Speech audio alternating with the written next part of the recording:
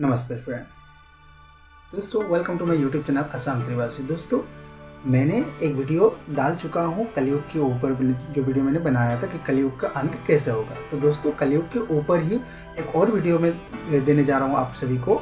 दोस्तों आज में हम बात करेंगे कलयुग के उस दौर के बारे में जब कलयुग आएगा, या फिर कलयुग जब आया था तब किस तरह से इसका शुरुआत हुआ था, और भगवान कल्कि का अवतार जो होंगे, भगवान श्री विष्णु की 10वां अवतार कहाँ पे जन्म होगा और किस नाम से उसका संबोधित किया जाएगा, उसके माता पिता कौन होंगे, कौन से ग्रामीण में उसका जन्म होगा, उनकी पत्नियों का क्या नाम होगा, कितने विवाह होंगे उसके, इन सभी के बारे में आज हम चर्चा करेंगे दोस्तों। तो चलो वीडियो को देरी न करते हैं, शुरू करते हैं।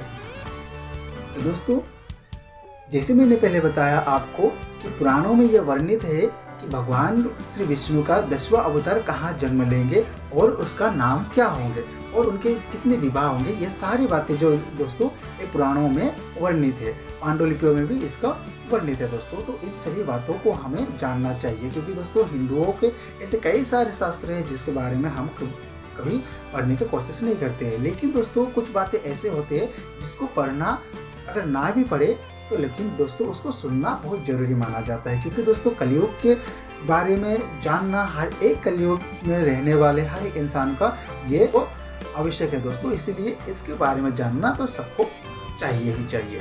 तो दोस्तों जैसे कि जब कलयुग का आरंभ हुआ था तब से लेकर आज तक दोस्तों कलयुग के जो लक्षण है दोस्तों ये सारे हमें दिखाई देने लगते हैं दोस्तों। पहले जब सतयुग, त्रेता, द्वापर, इन तीनों युगों में दोस्तों क्या थे कि इंसान देव तुल्य थे और ऋषि मुनि इन सभी का सम्मान करते थे। जैसे ही कलयुग का आरंभ हुआ दोस्तों हम सब पतित होकर चले गए, और रजोगुण, शतोगुण, रजोगुण और तमोगुण में सबसे ज़्यादा दोस्तों हम लोग अग्रसर हो गए, और तमोगुण के कारण ही हमारे अंदर विषय विकार का विकास हो गया।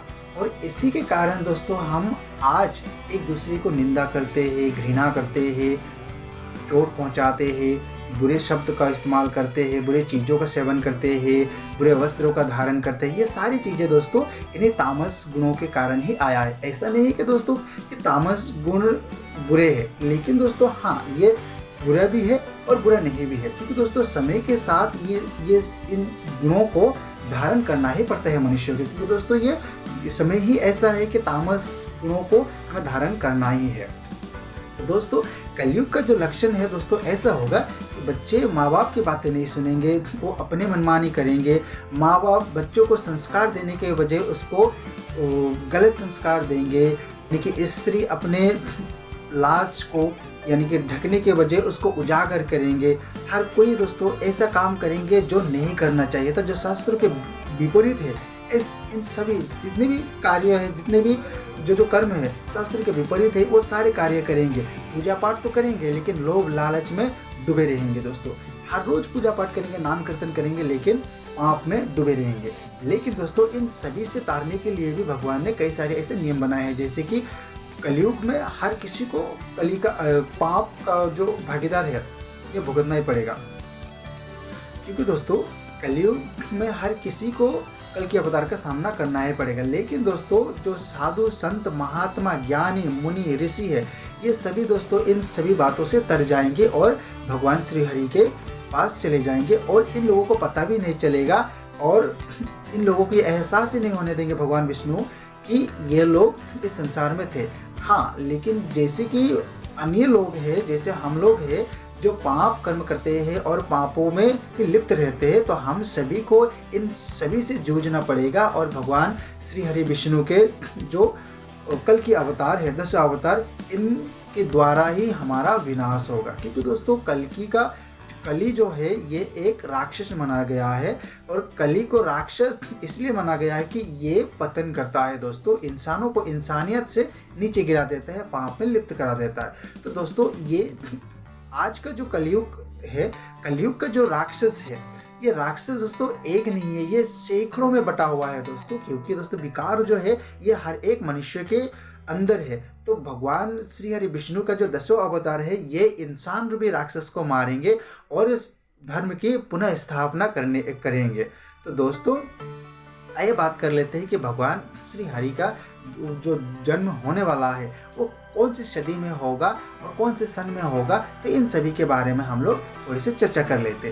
तो दोस्तों, जैसे कि शास्त्र में वर्णित है, हर एक चीज़ों का जो समय है वो समय के अनुसार ही दोस्तों प्रकट होते हैं। कल्कि भगवान का जन्म कौन से सदी में होगा? पुराणों के अनुसार 4320वीं सदी में कलयुग का अंत के समय कल्कि अवतार लेंगे, यानी कि भगवान विष्णु का अवतार अवतरित होंगे। भगवान कल्कि की कितनी पत्नियां होंगी? दोस्तों, पुराणों के अनुसार कहा जाता है कि भगवान कल्कि के 2 विवाह होंगे। उनके पत्नियों के नाम कुछ इस तरह से होंगी: लक्ष्मी रूपी पद्मा और वैष्णो देवी रूपी रमा देवी होंगे। दोस्तों, ये दोनों ही माता लक्ष्मी और वैष्णो देवी का स्वरूप है। कल्कि अवतार किसका वध करने के लिए होगा? जैसे दोस्तों मैंने पहले आप लोगों को बताया कि कल्कि देवदत्त नामक घोड़े पर सवार होकर जो सफ़ेद रंग का होगा, संसार से पापियों का विनाश करेंगे, यानी कि हम सभी मनुष्यों का विनाश करने के लिए सफ़ेद घोड़ा देवदत्त रूपी नामक घोड़े पर सवार होकर दोस्तों हम सभी पापियों का नाश करेंगे और धर्म की पुनः स्थापना करेंगे। स्कंद पुराण के 10वें अध्याय में स्पष्ट वर्णित है कि कलयुग में भगवान श्री विष्णु का अवतार श्री कल की रूप में संबल ग्राम में होगा। माता का नाम दोस्तों सुमति बताया गया है और पिता का नाम विष्णु यश बताया गया है, जो बुद्ध पांडुलिपि में मिला है। जन्म कल्कि पुराणों के अनुसार संबलपुर नामक गांव में भगवान कल्कि का अवतार होंगे। दोस्तों, भगवान कल्कि का अवतार के बारे में जो जगह बताया गया है दोस्तों, उस जगह को लेके थोड़ा बहुत कंट्रोवर्सी होता है दोस्तों, क्योंकि दोस्तों अलग अलग शास्त्र में कुछ लोग अलग राज्यों को बताते हैं, कुछ लोग अलग राज्यों में बताते हैं, कुछ लोग उड़ीसा बताते हैं। लेकिन दोस्तों घबराने की कोई बात नहीं है, क्योंकि दोस्तों जो भगवान का अवतार लेंगे वो भारत में लेंगे। तो ये हमारे लिए बड़े ही सौभाग्य की बात है कि भगवान हमारे भारत देश को चुने हैं सदियों से और हमेशा से। इसलिए हमें इस बात पे कभी भी संशय नहीं लाना चाहिए कि भगवान कल्कि अवतार कहाँ लेंगे। दोस्तों, तो ये था मेरा आज का वीडियो जो मैंने भगवान कल्कि के ऊपर बनाया। वीडियो अगर अच्छा लगे तो लाइक कर देना, शेयर कर देना, सब्सक्राइब कर देना और बेल आइकन दबा देना, ताकि कोई भी मैं वीडियो बनाऊं तो सबसे पहले नोटिफिकेशन आप तक पहुंच सके। दोस्तों, मिलते हैं अगले वीडियो में, तब तक के लिए मुझे दीजिए इजाजत। नमस्कार।